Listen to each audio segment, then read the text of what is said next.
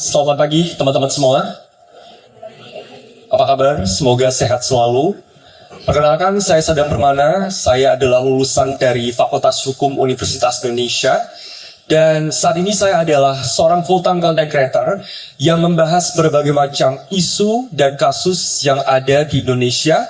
Saya mengemas berbagai macam konten-konten untuk mengedukasi hukum dan sosial, tapi dikemas dalam ruang yang jauh lebih aman dan nyaman untuk dibahas bersama dengan para Gen Z, karena saya pribadi juga adalah seorang Gen Z.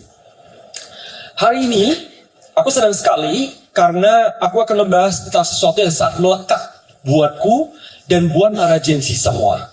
Bagaimana caranya aku akan membawa teman-teman ke dalam ruang lingkup pekerjaanku untuk bisa membuat sebuah hal, sebuah konten yang membahas sebuah literasi di dalamnya dan edukasi untuk bisa dikonsumsi dengan mudah oleh para Gen Z.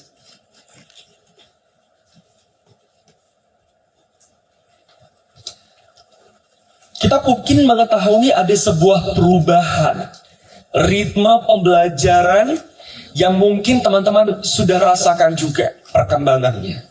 Berawal dari pembelajaran yang penuh dengan literasi secara fisik atau buku, dan sekarang sudah muncul perkembangan secara teknologi yang bisa aku sampaikan atau bilang bahwa mungkin kita ngerasa kehidupan kita baik secara sosial, pendidikan, budaya, dan lain sebagainya itu terfokus kepada teknologi. Sehingga ada sebuah perbedaan pembelajaran yang awalnya terlalu fokus kepada buku sentris, tapi sekarang berkembang tidak hanya buku sentris, tapi juga teknologi sentris di dalam proses pembelajaran. Dan ini yang menjadi challenge bagi saya sendiri. Bagaimana caranya saya bisa mengemas berbagai macam sisi edukasi melalui perkembangan teknologi dan sosial media. Nah, di sini mungkin teman-teman bisa membaca sebenarnya bagaimana relationship antara edukasi, storytelling, dan juga narasi untuk menginfluence media sosial. Bagaimana kemudian saya bisa membuat sebuah konten yang mungkin teman-teman bisa konsumsi, tapi di dalamnya tergabung adanya edukasi dan storytelling, dan yang paling penting adalah bagaimana kedua hal tersebut bisa mempengaruhi aspek yang paling penting, yakni public perception and collective understanding. Yang mana kita juga harus memahami bahwa perkembangan sebuah bangsa atau peningkatan sebuah negara itu sangat ditentukan oleh kerjasama kolektif dari kita semua. 3 hal yang ingin saya sampaikan, teman-teman. Yang pertama, edukasi itu adalah bekal utama bagi saya untuk membuat sebuah konten dalam bentuk apapun. Sehingga penting bagi saya untuk kemudian membuat sebuah konten yang harus ada sumbernya atau harus ada akarnya. Sehingga sebelum saya membuat sebuah konten, saya itu melakukan riset, membaca berbagai macam sumber-sumber bacaan yang kredibel dan relatable. Dan tidak jarang, ketika saya ingin membahas sebuah isu atau kasus yang terjadi, saya meminta persepsi, saran, dan juga pandangan dari berbagai macam pakar. Ini yang menjadi fokus bagi saya. Sehingga penting sekali ketika teman-teman untuk membuat sebuah konten yang fokusnya adalah edukasi, menghindarkan diri dari berbagai macam label persepsi diri, tetapi fokus kepada adanya hal yang bisa terakuntabilitas. Itu yang saya lebih tekankan. Sehingga saya jauh lebih mengutamakan adanya substance daripada viralitas. Meskipun saat ini challenge yang saya miliki adalah keduanya harus berjalan berbarengan. Yang kedua, storytelling. Kita hidup di tengah dunia yang penuh dengan berbagai macam cerita. Setiap manusia itu punya kisah dan ceritanya masing-masing. Setiap kasus yang saya kawal ada ceritanya. Sehingga di sini peran saya adalah membangun cerita tersebut. Membuat sebuah cerita yang kemudian bisa dikonsumsi dan mengengage para audiens untuk masuk ke cerita tersebut. Dari cerita tersebut, ketika saya sudah membuat sebuah cerita yang bisa menarik hati, pikiran, pandangan, dan fokus dari para audiens, di situ masuk ke dalam langkah berikutnya di dalam saya mengawal kasus. Apa itu? Mengambil empati dari siapapun orang yang akan menonton konten-konten yang akan saya buat. Dari empati itulah public perception dan collective understanding itu akhirnya bisa dikumpulkan. Ini beberapa contoh-contoh konten yang kemudian sudah saya buat dengan berbekal dua hal yang sudah saya sampaikan sebelumnya. Pertama adalah landasan literasi atau landasan belajar atau ilmu yang saya miliki atau saya dapatkan atau saya risetkan. Yang kedua adalah membangun storytelling.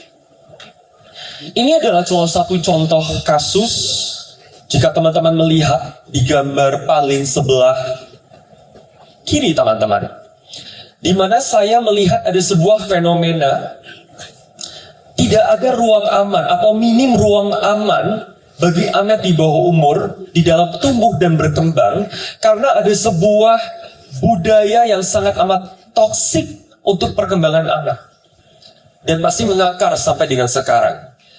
Dengan berbekal masalah tersebut, saya akhirnya belajar apa yang sebenarnya menjadi akar permasalahan. Yang kedua, saya membuat sebuah storytelling yang bisa mengengage para audiens dan saya sampaikan untuk menggain empati dari masyarakat. Dan itu sudah terbukti dari beberapa konten-konten yang saya buat untuk mengawal berbagai macam isu dan kasus yang alhamdulillahnya sudah mendapatkan engagement lebih dari 1 juta penonton di setiap videonya. Namun tidak menutup kemungkinan bahwa sosial media itu merupakan ruang yang bisa saya sampaikan sebagai pisau bermata dua. Sosial media bisa menjadi ruang yang paling cepat, paling efektif di dalam menyebarkan sebuah informasi, tapi juga tidak menutup kemungkinan sosial media menjadi ruang penyebaran hoax, penyebaran berita bohong, penyebaran berbagai macam hal-hal yang tidak menenangkan hati, pikiran, dan perasaan. Maka di sini akuntabilitas saya bermain dan berjalan. Di mana sebagai seorang content creator yang kemudian mengawal berbagai macam isu dan kasus, asal mula substansi saya di dalam membuat berbagai macam konten harus kredibel. Jadi teman-teman, itulah yang harus digarisbawahi, bahwa kredibilitas sebuah sumber adalah akar utama ketika teman-teman ingin mengkonsumsi sesuatu di sosial media.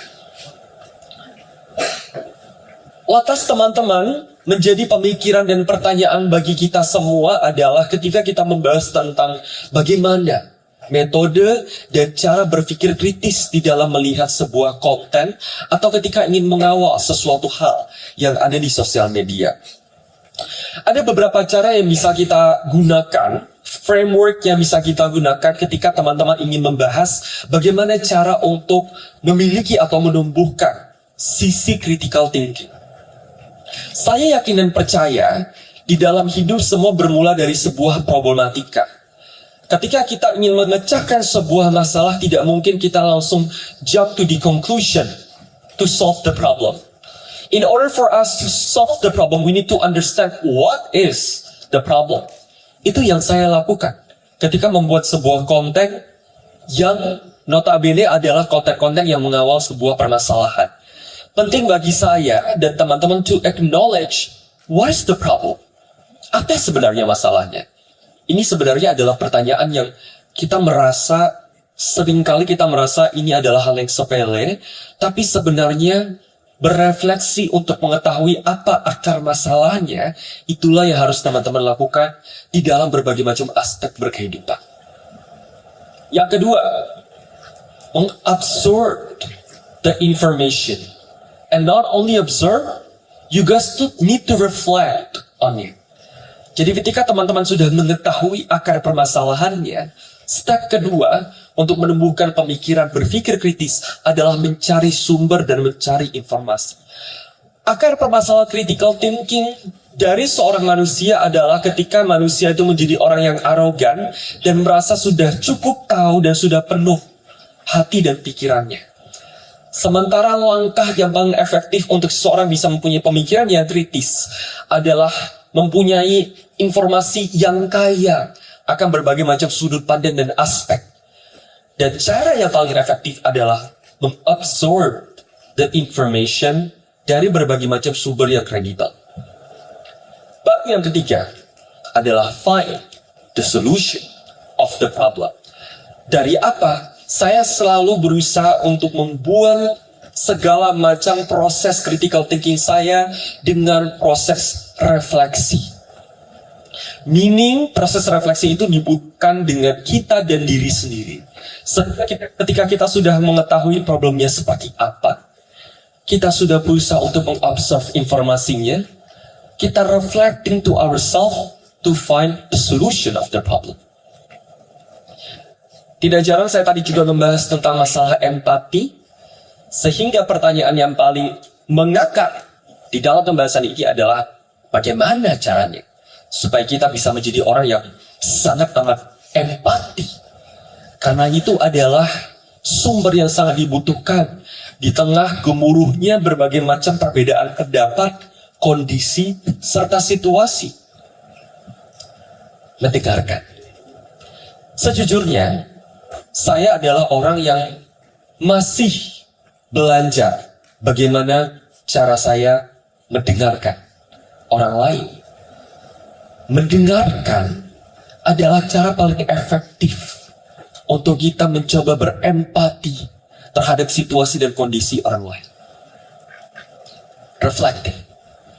Setelah kita mendengarkan, acap kali kita merasa kita tidak bisa relate karena berbeda kondisi dan situasi.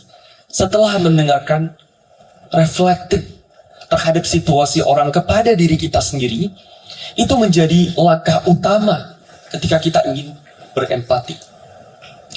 Memahami berbagai macam konsekuensi. Dan muncul kepada langkah terakhir dari berempati adalah helping. Membantu. Untuk mencapai apa? Togetherness. Kolektivitas yang telah saya sampaikan di awal. Ini contoh kasus yang mungkin pernah saya bikin sebuah konten dengan problematika banyak sekali orang yang merokok sambil membawa motor. Sudah mencapai lebih dari 6 juta views. Dan di sini kubunya terbagi menjadi dua. Yang teman-teman bisa lihat di sini adalah contoh seseorang yang tidak memiliki empati. Prinsip hidup tenang, jangan ngurusin hidup orang lain. Maksud abang ini tidak melarang merokok, tapi merokoklah pada tempatnya, jangan asal. Jadi yang atas adalah contoh ketika seseorang tidak berempati. Yang di bawah adalah contoh ketika seseorang sudah berempati. Meskipun seseorang merokok, dia berempati untuk tidak merokok di tempat yang tidak seharusnya. Itu saja pembahasan dari saya. Mungkin kalau saya bisa menyimpulkan sedikit, 3 hal yang mungkin bisa saya sampaikan dan bisa diterapkan secara bersama adalah yang pertama, penting bagi kita untuk mengetahui sumber yang kredibel di dalam menciptakan sebuah konten. Yang kedua, empati adalah akar utama dalam membangun budaya kolektif dengan cara apa? Sesimpel mengawali segala sesuatu dengan mendengarkan dan juga berefleksi. Setelah yang ketiga adalah empati untuk bisa mengetahui kondisi dan situasi orang lain dengan tujuan untuk bisa mendapatkan kekuatan kolektif. Karena saya yakin dan percaya hanya dengan kekuatan kolektif kita bisa membangun sebuah peradaban, bangsa dan negara untuk menjadi lebih baik, lebih bisa mencapai berbagai macam goals yang ada, dan bisa menciptakan masa depan yang jauh lebih cerah. Saya Sanda Permana, terima kasih dan sampai bertemu kembali.